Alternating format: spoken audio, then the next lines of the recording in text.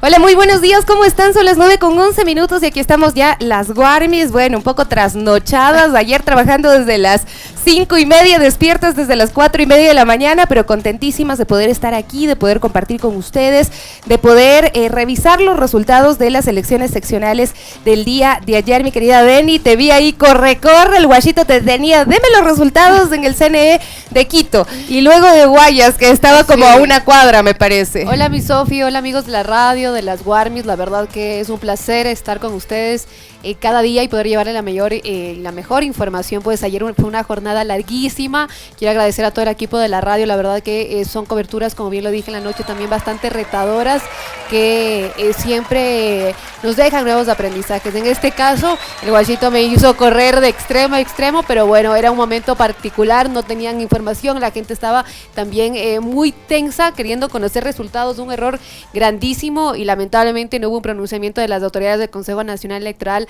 hasta la medianoche, así que bueno, eso dejó un sinsabor claramente, pero finalmente ya hay la tendencia está clara, hay nuevas autoridades locales en el país, hay diferentes reflexiones sobre el tema, y creo que por ello también es interesante poder hablar y analizar esto con dos analistas que nos van a acompañar hoy para poder ir desmenuzando, ¿no? Las nuevas tendencias. Yo el día de ayer decía, porque en un momento encendí la televisión en los canales tradicionales y me quedé un poco, no sé, con este sabor agridulce de ver lo que se estaba haciendo. Primero se trabajó irresponsablemente con los resultados de un tracking poll, y sí lo tengo que decir irresponsablemente porque no es la primera vez que las encuestas se equivocan y empezaron a dar el triunfo, por ejemplo, a la consulta popular, sí. Antes de que se pueda conocer cualquier dato preliminar, ni siquiera con datos de un exit poll, sino con un dato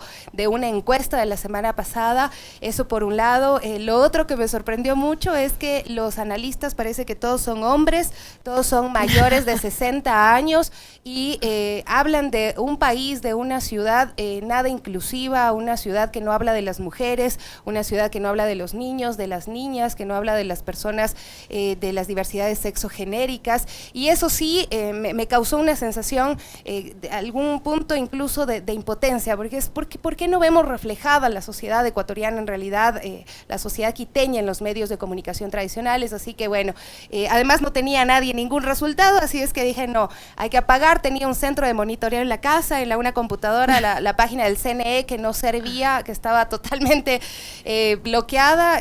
Creo que ahí hubo algún problema técnico, que no sé si es que dieron algunas respuestas del CNE sobre ese tema. La verdad que a mí me llama la atención varias cosas. Primero, que claro, uno espera que normalmente haya unos resultados porque así debería funcionar las herramientas que el propio Consejo Nacional Electoral difundía, ¿no? Cuando le preguntamos a la presidenta del Consejo Nacional Electoral, Diana Tamain, en vivo por la radio, decía que todo va a ir con normalidad, que uno va a poder conocer las tendencias, etcétera, antes de que ocurra esto o se vaya agudizando. Algo que quiero agregar de igual manera es que claramente a mí me llama la atención que alguien califique una jornada democrática y apertura a los medios cuando eso no ocurre al 100%, ¿no? La verdad, yo estuve de lado a lado hablando con cada asesor de comunicación de los consejeros, casi mendigando que me dejen hacer mi trabajo. Afortunadamente me dieron la entrevista, pero tuve que decirlo al aire y tuve que ir a enfrentarme básicamente con los asesores. Es algo que no debería ocurrir cuando uno ejerce su derecho, que es precisamente llevar la información. Y más aún cuando ocurre esto, ¿no? No tienes información y si quieres buscar en un medio de comunicación que no sea afín, digo, o tenga tu misma mirada sobre la política, qué sé yo, no te permitan. Creo que ahí sí es válida la reflexión de que si vas a publicar algo diciendo que hablas con los medios, pero no todos los medios son de tu agrado, pues hay algo extraño. Pero ¿no? Fue que estaban hablando con otros medios, pero no contigo. Exactamente. Bueno, mira, a mí me pasó algo similar cuando fui a ejercer mi derecho al voto, a votar, como decía ayer el Alexis. Fui a votar y le dije a la coordinadora que me gustaría hacer un reporte de que se estaba llevando con normalidad el proceso. Soy de Radio Pichincha. Me dijo no y se fue. Y yo, ok, pero por favor, no y no. Desde el CNE me dijeron no, esa no es la disposición. Hay una decisión arbitraria de parte de la coordinadora de este centro, de la sede social del IES en las Naciones Unidas y Veracruz.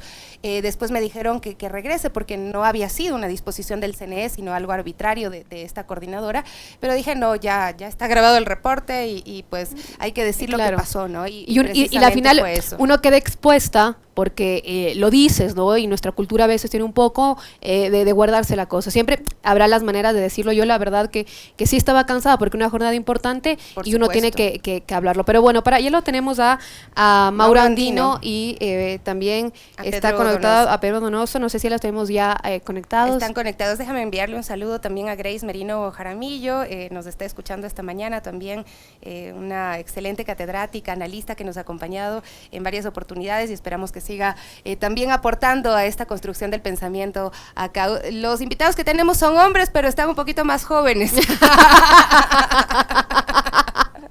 ¿O no? Buenos días. Hola Mauro, ¿cómo estás? Hola Sofi, qué gusto poder estar aquí contigo, con Denise y por supuesto con el gran Pedro Donoso. Un saludo cordial para toda la audiencia y a las órdenes. Y por supuesto, gracias por los halagos, por eso de ser más jóvenes. Bueno, Pedro, ¿cómo lees esto que ha ocurrido? La verdad, todos nos acostamos súper tarde. Básicamente creo que el país está a nivel nacional chuchaqui, pero creo que otros sectores sí se levantan con un chuchaqui también más profundo, ¿no? El peor chuchaqui, además del chuchaqui seco. Buenos días, gracias por la invitación. Sí, la verdad es que soy hombre, pero parezco de 60, pero no tengo 60, casi, ya mismo. Ya, pero sí parezco, digamos, eso lo admito. No. Muchas gracias por la invitación.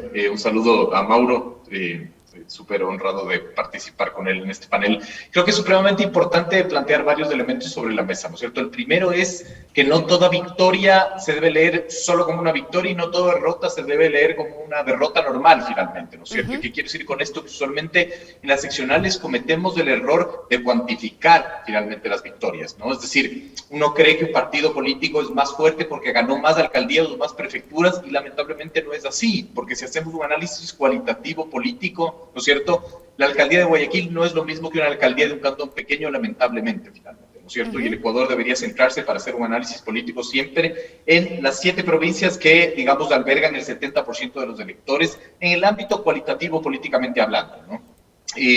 Creo que es interesantísimo finalmente analizar, digamos, todos los hechos que se han dado, a la luz también de hacer el análisis de las encuestas y de los tracking polls y de los exit polls.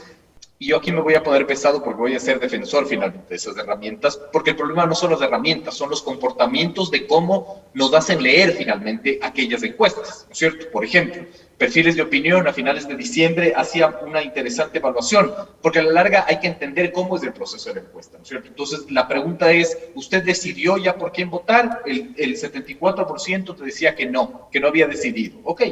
Usted, digamos, reconoce las preguntas, poco, decía un 36.10% y nada un 40.72%, es decir, estaba en el umbral del 80%. Y utilidad, digamos, la gente respondía, ¿qué tan útil cree usted que es la consulta popular? 37.79 decía poco y nada 38.31. Y después de esas preguntas, lo que te hace el encuestador es decir, ok, no importa que no haya decidido, si fuera la elección hoy, vote finalmente, ¿no es cierto? Entonces, la gente vota automáticamente sin que medie un razonamiento. Entonces, el problema no son los resultados que te presentan las encuestas, sino cómo te presentan finalmente los resultados los actores interesados, ¿no? Eso precisamente es lo que me sorprendía un poco el día de ayer, porque es cómo se usan, para qué se usan estas herramientas. Y el día de ayer se usaron en algunos medios para dar por ganador el sí en la consulta popular.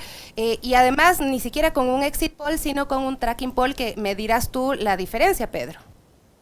Bueno, digamos, yo también preguntaba ayer en medio irónico, ¿no es cierto?, ¿qué también será eso de un tracking poll?, ¿no es cierto?, porque finalmente es una de las... el exit poll y el tracking poll son quizás de las herramientas menos fiables, ¿no es cierto?, para establecer resultados. ¿Por qué quiero decir esto? Porque incluso la misma herramienta de la encuesta en un medio polarizado y fragmentado provoca que la confianza encuestador-encuestado no exista. Entonces, ahí viene, digamos, el voto oculto finalmente, ¿no es cierto? Vienen fenómenos, por ejemplo, y hay que decirlo, ¿no es cierto? El anticorreísmo en el Ecuador es un estatus social. Es decir, la gente se dice anticorreísta, ¿verdad? Porque quizás, digamos, en su círculo social finalmente es bien visto, pero otra cosa es de la intimidad de la urna, y lo estamos viendo ahora finalmente, ¿no es cierto? Es decir, la victoria que ha tenido la RC es, digamos, supremamente importante en estas condiciones, ¿no? Entonces, lo que quiero decir es que el problema no es la herramienta, es de comportamientos como sucede siempre en el Ecuador. Y el problema finalmente es que después las críticas van equivocadamente a las herramientas y no al comportamiento finalmente de quienes malutilizan, digamos, los resultados, ¿no? Mauro, ¿y para ti qué lectura le das? Bueno, Denise, este momento yo recuerdo una frase que un buen amigo mío siempre me decía respecto de las encuestas. Él señalaba, las encuestas son como los buenos perfumes. Es bueno leerlas, pero no tragárselas.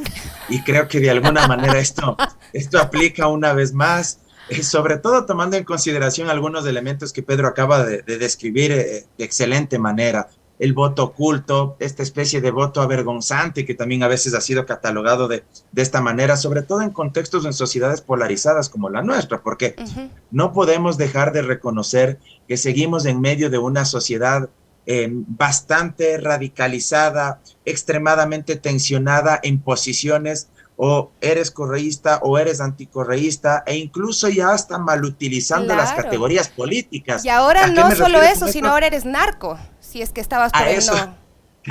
A eso quería llegar también, pero me decía yo, incluso malutilizando el tema de las categorías políticas, porque ahora digamos que alguien apele al estado de bienestar, a los derechos económicos, sociales, culturales, no solo que es catalogado de socialista o marxista, sino ya poco más de comunista, o sea, al estilo soviético, o alguien que de pronto es muy, muy liberal, también del otro lado podría ser catalogado no como liberal en términos económicos, sino poco más ya de protofascista. O sea, digo, esos extremos creo que son los que lamentablemente se están alimentando, no en todos los sectores de la sociedad, pero sí en determinados nichos y en determinados segmentos. Y esto a su vez también se vio alimentado, lo que tú acababas de decir, Sofi, que quería aterrizar en eso, ya en la práctica política dentro de esta contienda a nivel del referéndum, quienes estaban por el sí, desde las vocerías oficiales, desde el propio gobierno nacional, me parece que utilizaron un discurso bastante maniqueo, que en un momento determinado, debo reconocerlo, yo pensé que les estaba dando resultado, pero al final también se evidencia que, una vez más, lo que tantas veces se ha dicho, un referéndum, una consulta popular también es un mecanismo de medición para legitimar o para rechazar al proponente. Y creo que en el fondo también el electorado expresa a través de este referéndum su rechazo a quien había planteado las modificaciones, las enmiendas a la Constitución, más allá de este discurso maniqueo de quienes están por el no, me incluyo, quienes estábamos por el no, poco más y aliados del narcotráfico, poco más y aliados del crimen organizado. Creo que ese era un discurso bastante estigmatizante, pero la gente al final me parece que termina votando como un mecanismo también de rechazo, y eso en democracia yo entiendo que lo ideal sería leer el contenido, el fondo, los anexos de cada una de las preguntas. Ese debería ser el deber ser en términos de racionalidad política, pero en términos democráticos un proceso electoral también sirve para eso, para fiscalizar al poder y para decirle a través de tu voto si tú estás contento con la gestión que ha venido desempeñando, o si tú de plano dices, mire, yo quiero que usted cambie su modelo, yo quiero que usted cambie sus políticas, yo quiero que usted cambie su forma de actuar. Y aquí lo voy a expresar a través de mi voto. Hubo una suerte de subestimar al ciudadano, al elector, Mauro y Pedro. Esta pregunta para los dos. Pedro, quizá la puedes responder tú primero. Digamos, es una constante en el Ecuador, yo creo que en la región, el subestimar al elector, pero además también el sacrificar al elector, ¿no? Es decir, no nos vamos a demorar mucho en ver en las redes sociales que el pueblo es ignorante, finalmente, ¿no es cierto? Que bien merecido está lo que tiene por votar, no en la consulta, o por votar por Lazo, o por votar por... Es decir, es fácil de una u otra manera culpar al elector en esta dinámica, ¿no es cierto?, de una polarización absurda, y cuando nos venden además clivajes que no existen, que yo siempre he repetido esto finalmente, es decir, el correísmo y el anticorreísmo no es un clivaje real, ese es un clivaje ficticio y es una industria, digamos. Hay gente que vive de ese anticorreísmo, ¿no es cierto? Los clivajes en el Ecuador son los mismos de 1830 que no han cambiado. Sierra Costa, por ejemplo, no en el sentido regional, sino en el sentido de una visión distinta, empleadores, trabajadores, exportadores, importadores. Esos son los clivajes que son un parteaguas en la dinámica social.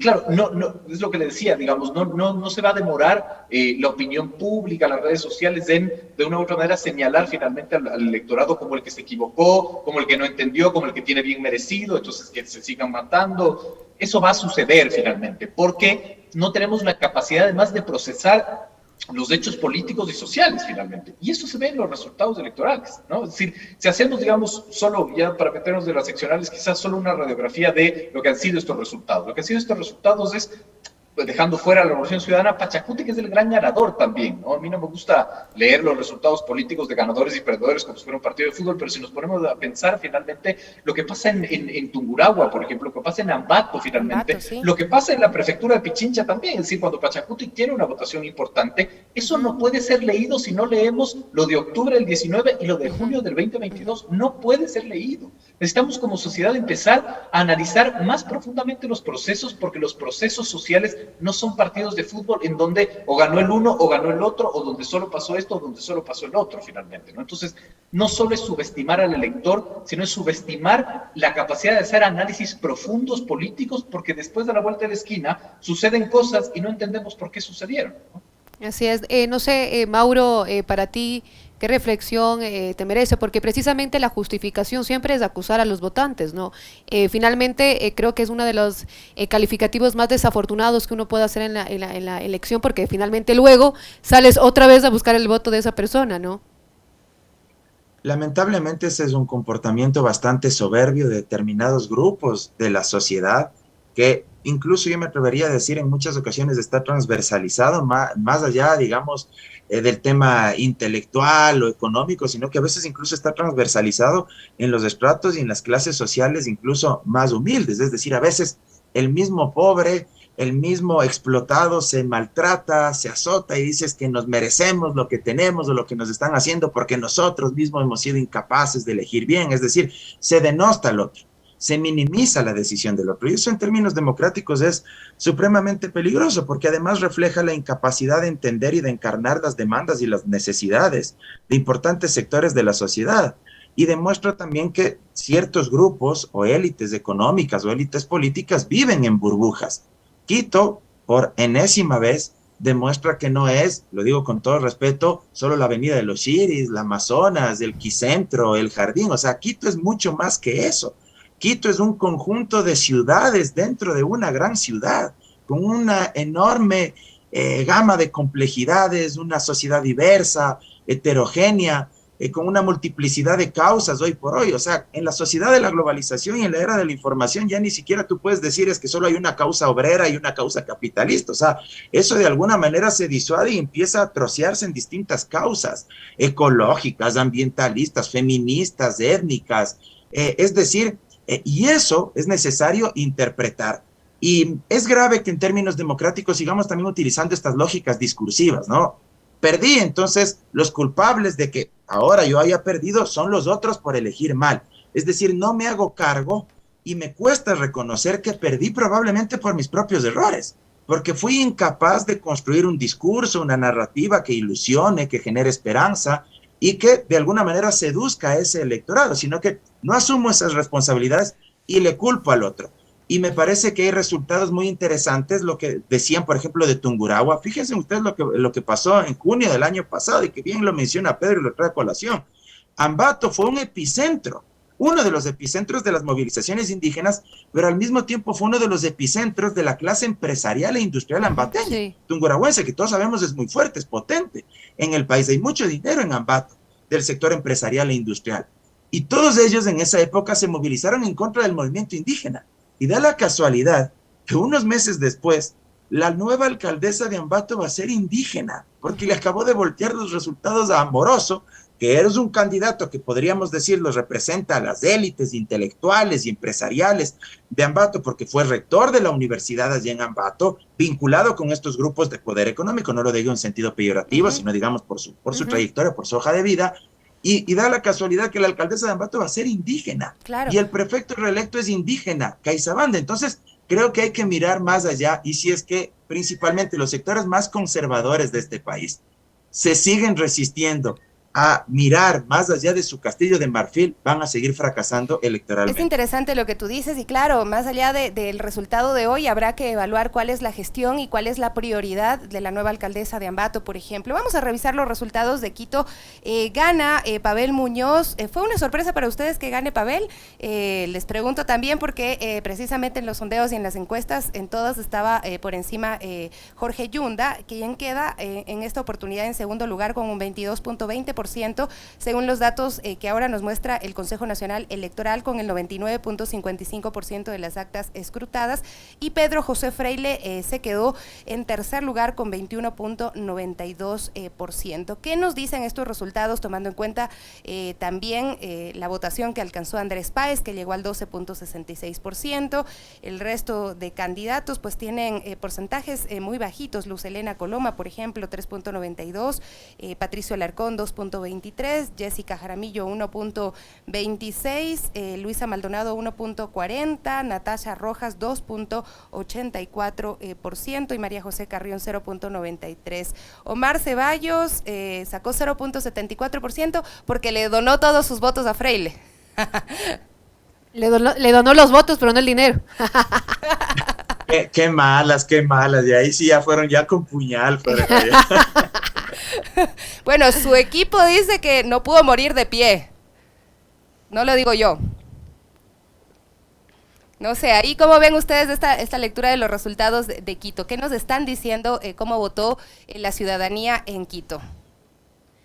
A ver, digamos, creo que hay varias lecturas que hay que hacer, ¿no es cierto? La primera es, la gran pregunta es la gobernabilidad a futuro, ¿no? Porque si bien, digamos, Muñoz gana, ¿no es cierto?, la composición del Consejo Municipal tampoco es que le da una amplia victoria y una amplia mayoría, entre 7 y 8 concejales, digamos, ¿no? Entonces, aquí la gran pregunta es qué pasa con la gobernabilidad a nivel nacional o a nivel local, y a nivel local nacional, digamos, en esa relación, ¿no es cierto? Esa creo que es la primera reflexión que creo que es supremamente importante. Después regreso a esta que es una idea que quiero un poco desarrollar. La segunda, para mí, digamos que si bien no es como nos decía el exit poll, ¿no es cierto? Creo que el nulo también hay que leerlo bastante, porque el nulo es el tercero en Quito, finalmente, si no me equivoco. Es decir, por ejemplo, el nulo tiene mucho más votación que Andrés Páez, por ejemplo, ¿no? Creo que también hay que tener un proceso de entendimiento y un proceso de saber qué finalmente significa el nulo, ¿no es cierto? Sobre otra tendencia, ¿no? Y creo que es supremamente importante analizarlo. Y claro, de una u otra manera, volviendo a la principal idea, al ver estos resultados, al ver Quito, al ver Cuenca, al ver Guayaquil, al ver Machala, al ver Quevedo, ¿no es cierto?, al ver Tungurahua, al ver Ambato, claro, aquí, digamos, el fenómeno que puede ocurrir es muy similar a lo que pasó en los 90, cuando los liderazgos locales empezaron finalmente a gobernar sus territorios por falta de un Estado-nación grande, finalmente. Ustedes recordarán, bueno, no ustedes porque son muy jóvenes, pero yo sí recuerdo, los liderazgos, digamos, de los 90, ¿no es cierto? Es decir, estos liderazgos mucho más fuertes cuando el Estado nacional era mucho más débil. Entonces, ahí nacieron los liderazgos y se consolidaron Auquitituaña, Chato Castillo, Corcho Cordero, ¿no? Qué sé yo, finalmente el mismo Paco Moncayo, y la gobernanza era muy local, finalmente, muy localizada, ¿no? Y la gobernanza se hacía desde los territorios. Yo creo que eso puede ser un escenario altamente probable de lo que suceda cuando vemos ahorita un Estado ausente, tanto en lo conceptual como en lo físico, ¿no? Ese puede ser, digamos, un problema también de gobernabilidad a futuro. Porque ahora la gran pregunta es, ¿cómo va a sostener la gobernabilidad finalmente el gobierno, ¿no es cierto?, con relación a la gran pérdida y profunda pérdida que tiene en las seccionales, que eso creo que es absolutamente importante. Y también la gobernabilidad interna, ¿no? Cómo, por ejemplo, Muñoz va a tener que gobernar un consejo municipal que no le es totalmente, digamos, fácil, pero además con unos problemas en Quito y en las ciudades en general bastante difíciles de resolver. O sea, es decir, sí, es una muy buena alegría para la Revolución Ciudadana el haber ganado tanto, pero también ahora hay que cuestionarse cuál es el ejercicio que tienen que hacer gobernando ciudades ahorita, con problemas que no tienen sus competencias para resolver, con pocos recursos, con el tejido social absolutamente quebrado. Es decir, este va a ser un reto gigantesco de cara al 2025. La expectativa es muy alta. La expectativa es muy alta. Así es, lo mismo que le pasó a Guillermo Lasso en el 2021. Lasso se ha caracterizado por ser un gobernante torpe en la administración de la expectativa. Eso le puede suceder también a la Revolución Ciudadana si no, digamos, intenta entender cómo tiene que manejar, digamos, este desorden político, ¿no es cierto? Porque además, yo siempre digo esto, en el Ecuador nada está en su lugar, pero poco a poco empieza a retomar su cauce y después vuelve a desordenarse, ¿no? Es el eterno retorno, digamos, de la política ecuatoriana. Entonces, sí, cómo administra esa expectativa, pero además, cómo administra algo que no está bajo su control finalmente, ¿no? Porque el gobierno nacional seguramente, digamos, no le dará muchos recursos, quizás el gobierno nacional siga con su política más militar y policial para intentar resolver lo de la inseguridad que es social, y eso provoca finalmente también unos problemas profundos, el tejido social roto, es decir, es muy difícil ahorita administrar ciudades, y ahí viene la gran expectativa sobre la Revolución Ciudadana. Mauro, básicamente quedaría como 7 concejales de la Revolución Ciudadana, 4 de Yunda, 4 de Freile, 3 de la Izquierda Democrática, 2 de Lasso y 1 de Páez. ¿Cómo leer también la elección de las personas que representarán, ¿no?, a los ciudadanos en el Cabildo? Creo que hay algunos elementos que son muy importantes de analizarlos. El tema del nulo. El tema del nulo me parece que también refleja el hastío, el cansancio de un sector importante del electorado en relación a la clase política tradicional. Y creo que esto debe servir también de ejercicio de reflexión para los actores que han triunfado en esta contienda electoral. Entender que aquellos que han votado, que no han confiado por ninguna opción, que rechazan el sistema de partidos, que rechazan el sistema institucional, de alguna manera también deben ser incorporados en su agenda política para tratar de justamente que sean sujetos sociales que participen dentro del sistema democrático. Piensen ustedes que el tema del nulo, y por eso quería empezar por esta parte, ha ido creciendo durante los últimos procesos electorales. Basta recordar el famoso tema del nulo ideológico en la segunda vuelta electoral del año 2021, sí, que al final fue un elemento decisor. No estoy diciendo si fue buena o mala decisión de quienes lo promovieron. Eso era legítimo en términos democráticos. Luego cada uno tendrá su propio juicio de valor al respecto. Pero en términos democráticos también es una expresión de un ciudadano, de un segmento importante del electorado que no cree en nada. Y si no cree en nada es porque justamente percibe que ese sistema democrático, que esas instituciones no le están mejorando sus condiciones materiales de vida, que no le permiten tener movilidad social, que no le permiten tener paz, que no le garantizan su vida, su libertad, su propiedad privada. Entonces creo que esto es importante. Respecto de la composición, lo que tú mencionabas, Denise, del Consejo Metropolitano, un poco esto me parece que obedece a varios factores. Por un lado, la alta dispersión partidaria, es decir, un cúmulo de organizaciones políticas que lamentablemente siguen existiendo en el país, y ahí ustedes me dirán, pero Mauro, ese era uno de los temas que planteaba el gobierno nacional en el referéndum, ¿y por qué tú impulsabas el no? Porque lamentablemente las propuestas del gobierno para reducir o para fortalecer el sistema de partidos eran equivocadas, no eran las salidas más adecuadas. Y ahí, por ejemplo, yo creo que es importante emprender una reforma al Código de la Democracia a nivel legislativo, porque es absolutamente contraproducente que tengamos consejos municipales o asambleas tan atomizadas. Por ejemplo, aquellos partidos políticos que no saquen el 4% de los votos durante una sola elección, me parece a mí que no deberían tener chance de seguir jugando en el próximo proceso. Actualmente, ¿qué se les permite? Sí. Que sean 2 elecciones consecutivas con el 4% de los votos para que puedan ser cancelados o eliminados del registro electoral. Y otra reforma que me parece fundamental, aquellos candidatos que no obtienen al menos el 4% de votos durante dos procesos consecutivos, actualmente se dice que tienen que devolver el 50% del fondo de promoción electoral. Yo sería menos generoso.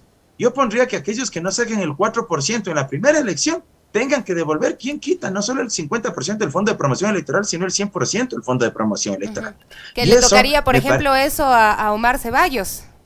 Por ejemplo, y eso haría que muchos dejen de pensar, como decía el general Perón allá en Argentina, que todos los militantes sientan que llevan un bastón de comandante en la mochila. Sí. O sea, porque todos se sienten ungidos. Y si saben que no tienen posibilidades, entonces ya se lo pensarían 2 veces, pues porque sabrían que su bolsillo se va a afectar porque les va a tocar devolver lo que el Estado ha invertido en las franjas publicitarias para ellos. ¿Qué tan difícil será que se pongan de acuerdo, que tomen decisiones? Porque se supone que si participan en estas elecciones es por el bien de Quito, no por el bien de sus partidos políticos.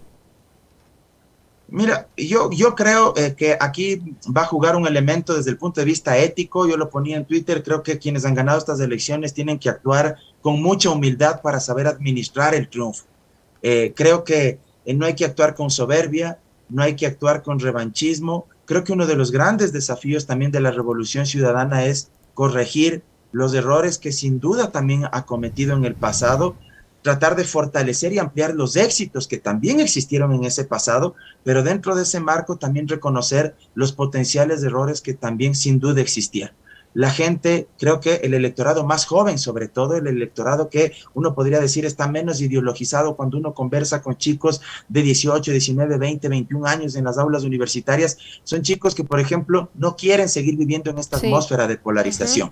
Son y además, quieren... Mauro, de violencia, ¿no? Yo solo quiero hacer énfasis en algo, por ejemplo, de las incidencias que hablaba el Consejo Nacional Electoral, donde fueron, por ejemplo, el reporte habla de 84 armas de fuego, también 93 armas blancas, citaciones de proselitismo, boletas, aprendidos en flagrancia, y yo la verdad creo que es muy difícil decir que en el medio además de asesinatos de candidatos a los diferentes puestos locales se pueda calificar una jornada de tranquila. La verdad que hay un tema bastante grave, y lo que yo también lo escuchaba a los observadores internacionales es decir que claramente la jornada ha sido tranquila. Digo, qué difícil de ser que es tranquila, porque debemos de escuchar un mayor número de personas asesinadas, un mayor número de armas durante una jornada democrática. No quisiera decir que nos estamos acostumbrando. Yo conversé con algunos observadores internacionales y decían que una de las cosas que tenían que trasladar era precisamente esto, porque ya veníamos con 14 atentados a candidatos y candidatas, y lo que ocurrió con el candidato Omar Menéndez, de verdad que fue la gota que derrama el vaso definitivamente, y lo que nos duele profundamente, porque parece que parte la democracia en dos. Nada más sus reflexiones para finalizar este diálogo, Pedro y Mauro. Pedro. Hola, hola. Sí, ¿nos escuchabas? Sí, mi conexión es un desastre, les pido mil disculpas.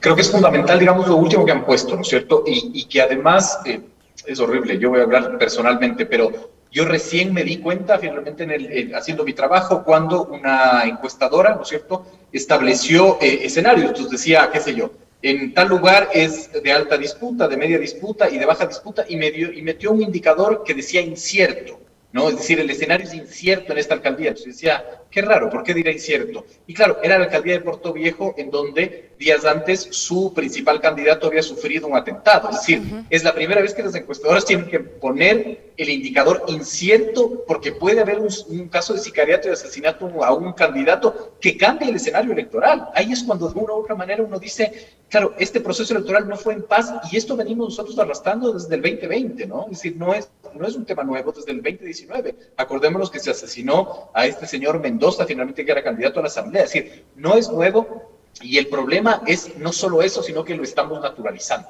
Es decir, no estamos reflexionando profundamente qué quiere decir que en el Ecuador se maten, digamos, candidatos, periodistas, etcétera, y, digamos, nosotros sigamos con nuestra rutina normalmente en paz. Así es. Les quiero agradecer a los dos profundamente, a Mauro y a Pedro, por sumarse a esta reflexión, a este análisis también que hacemos desde este espacio de las Warmis.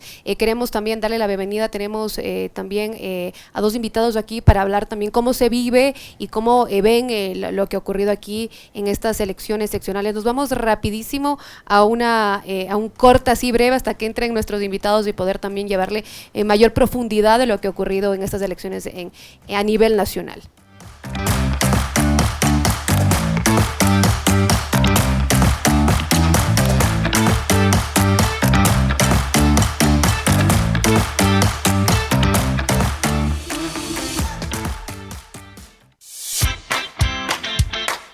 Las Warmis del barrio te escuchan.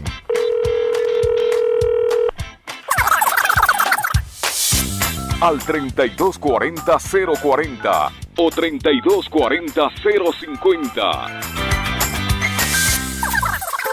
Inicio del espacio publicitario.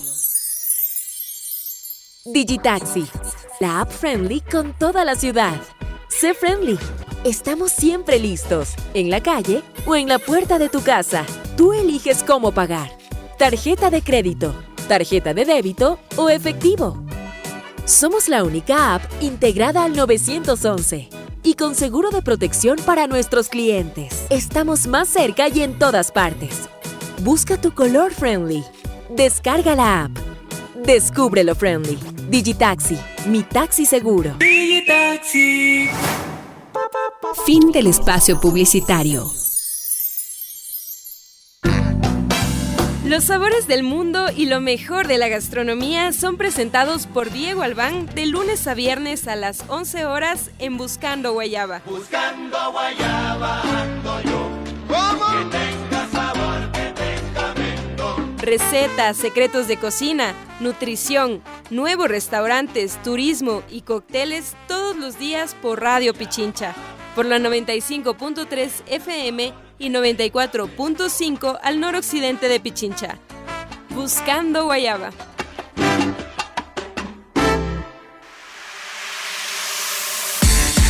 Envía tu denuncia a las Warmis del barrio. Fotos, videos o audios al 0980-637-663. Al 0980-637-663. Las Warmis te escuchan.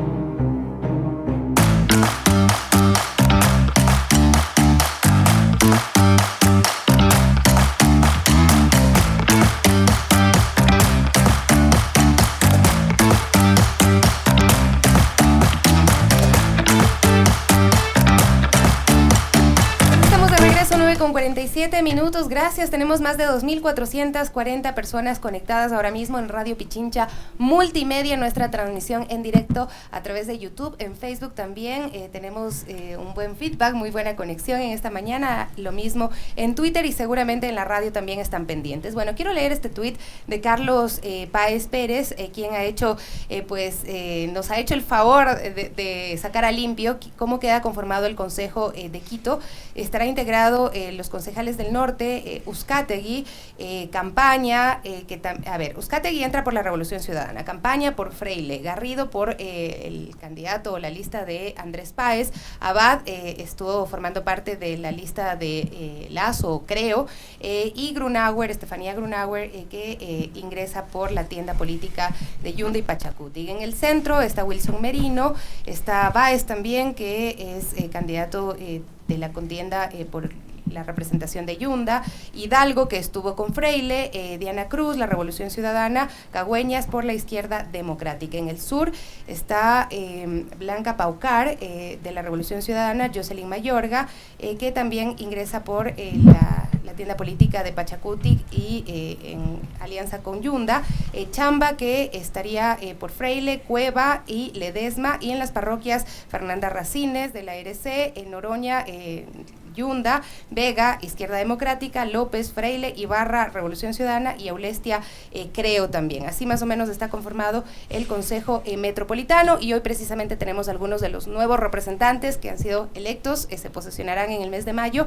Jocelyn Mayorga de Pachacuti, Yunda, y también nos está acompaña con nosotros Fidel Chamba, que era candidato también al Distrito Sur por el candidato Freile. ¿Cómo está Fidel? Cuéntenos un poquito cómo lee lo que ha ocurrido, qué ha pasado en este momento. Entendemos que fue su primera participación. Muy bien, muchas gracias. Antes que nada, pues agradecerles a ustedes la gentil invitación, expresar los mejores de los augurios para esta semana y este día. Una experiencia muy importante, es la primera vez que efectivamente participo para un cargo de dignidad de elección popular. Sin embargo, pues hemos puesto mucha fe, mucha fuerza, mucha alegría en este proyecto, levantando siempre las necesidades que tiene el sur bajo una realidad bastante fuerte, ¿no? Está conectado también Wilson Merino, lo acabo de ver en pantalla. Él se encuentra a través de la vía telemática. Lo saludamos. Buenos días, ¿cómo estás, Wilson? Yo pensaba que nos iban a levantar ustedes, nosotros también estamos trasnochados. No sé cómo recibieron la noticia del triunfo, en este caso también de Pavel Muñoz, Wilson.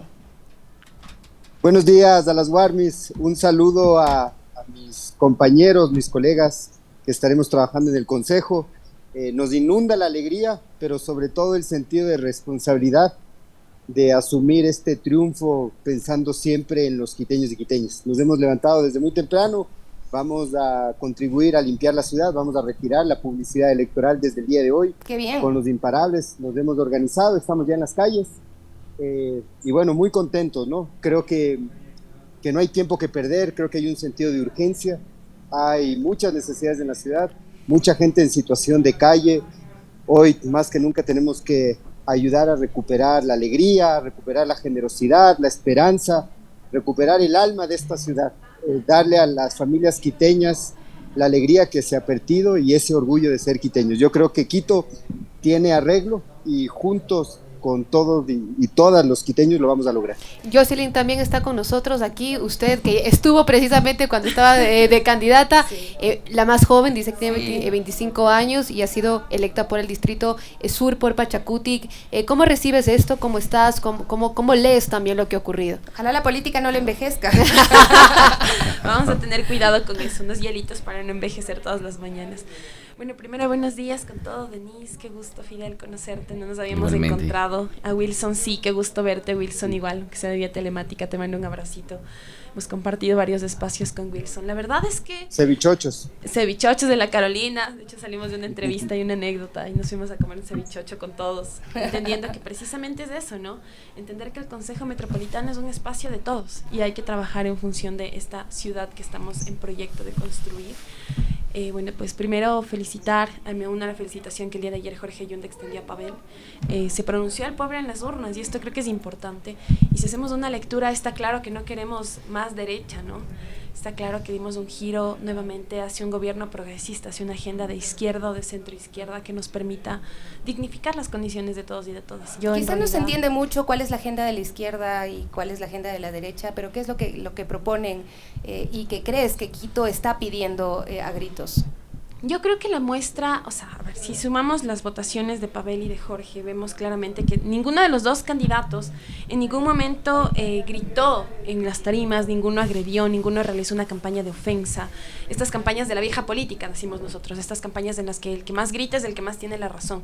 Creo que fue una campaña de propuestas de los dos lados, una campaña que tenía claro cuál era el norte de esta ciudad.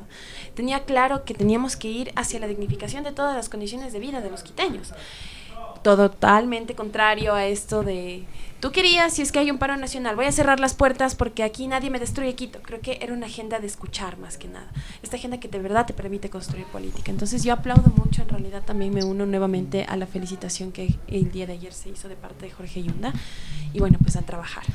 Uno de los temas que mencionaban los analistas con quienes conversábamos hace un momento era el tema de la preocupación por la gobernabilidad, porque entra un consejo bastante atomizado, digamos, si pensamos en fuerzas políticas, más allá de pensar en ciudadanos que están buscando el bienestar de Quito, que eso es lo que quisiéramos de nuestros representantes.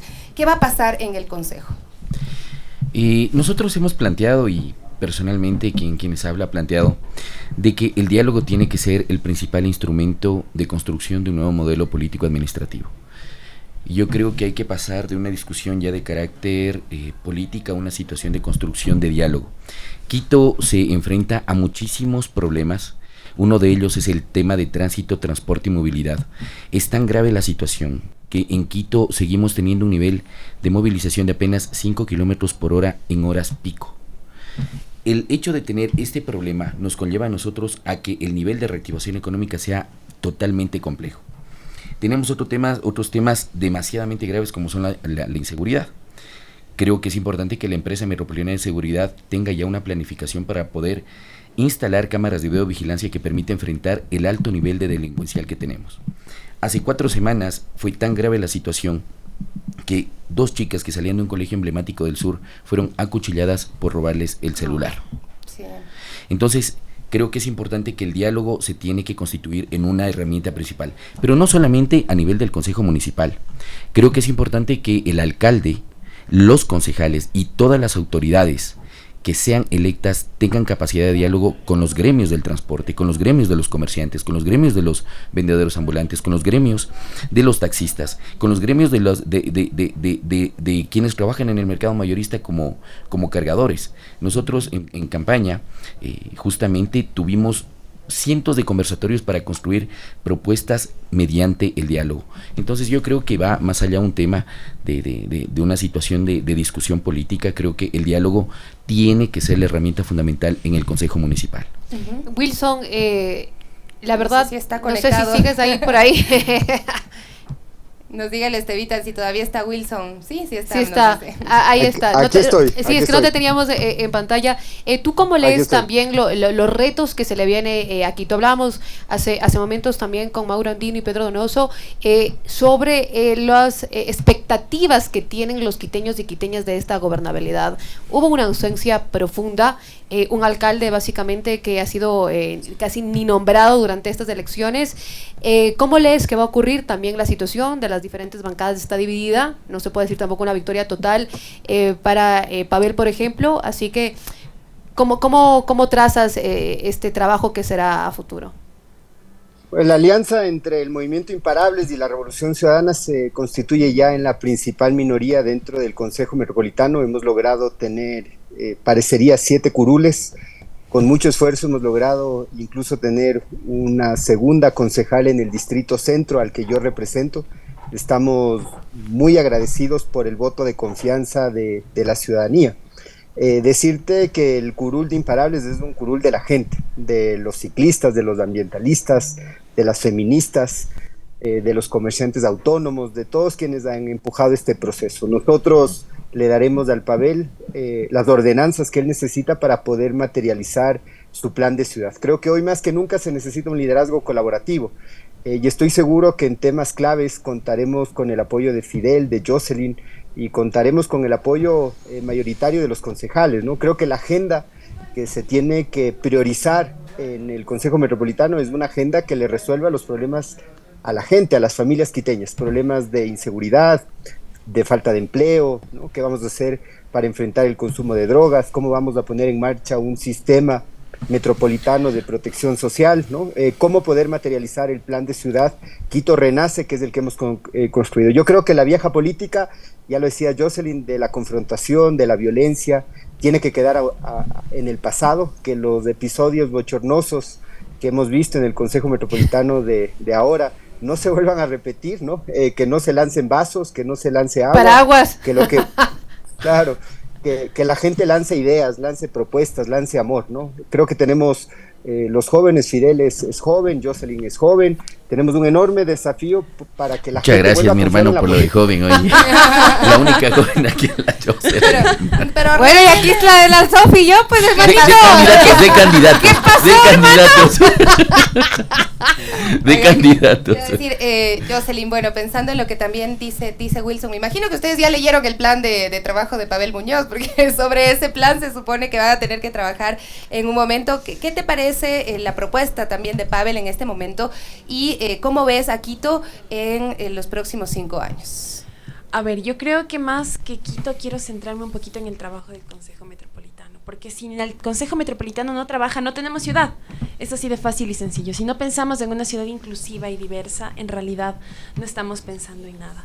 Yo creo que de una u otra manera, más que por cuestiones de saber si Pavel ganaba o no, por interés ciudadano uno debió revisar los planes de trabajo. Por supuesto. Y yo creo que sí es un debería ser el deber ser, ¿no? Exactamente, deberíamos hacerlo todos. Les invito a todos los ciudadanos quiteños que nos están escuchando a que nos informemos. Cuando yo vine acá les comentaba que nuestra campaña, más allá de si votaban por nosotros o no, era de un voto informado, y también un voto que tenía que darse en función de quién sí iba a fiscalizar. Y esto es algo que hay que hacer énfasis, y yo creo que Wilson, Fidel y todos quienes hemos sido electos vamos a llegar a esta labor de fiscalizar el municipio y legislar en favor de la vida de los quiteños. Yo creo que ya es hora, como decía Wilson, de poner en el centro la vida de los y las quiteños, y vamos a centrarnos en trabajar por todos aquellos. Me gusta estar aquí con Fidel y creo que tenemos la misma idea de construir y dignificar, en específico el transporte público, que creo yo es una de las cosas que a todo el mundo le preocupan conjuntamente con la seguridad, y son cosas que hay que terminar de darle forma. Si bien considero que después de haber leído el plan de trabajo de Pavel en este caso es muy viable, hay cositas que podemos mejorarlas, y esa es la intención, mejorarlas. Hay que sumar, entre planes de trabajo hay que sumar. Esto se trata de poner el hombro y caminar todos, porque si no ponemos el hombro nos estancamos como nos estancamos en este tiempo y sentimos la inseguridad y el miedo de andar por las calles. Entonces es hora de caminar y hombro a hombro. Sí, solo antes de que nos hagan así, ya se acabó el tiempo, ya despidan, chicas. Realmente ojalá pueda ser un enfoque realmente feminista y de género en el Consejo, porque claramente lo que hemos visto es una nula representatividad para los derechos de las mujeres a nivel local. Y es muy importante también entender que Pichincha tiene una reducción de números de feminicidio y que eso no es un dato menor ni es algo de coincidencia, hay un trabajo profundo detrás de ello, ¿no? Muchísimas gracias, Wilson, Fidel, muchísimas gracias. Jocelyn, gracias por acompañarnos el día de hoy. Bueno, estamos haciendo también este esfuerzo porque ustedes conozcan a las autoridades que han sido elegidas y que se posicionarán en el mes de mayo aquí. Ya nos despedimos las Warmis, por supuesto recordándoles que se descarguen DigiTaxi, la mejor aplicación de taxi de Quito. Van a tener taxis formales con la tarifa formal y con muchísima seguridad, mis queridos amigos y amigas. DigiTaxi, recuerde que puedes ubicarlo por el color magenta. Así es, Sofía, amigos, las Warmis volveremos mañana de 9 a 10. Quédese conectado con Radio Pichincha. Hasta mañana.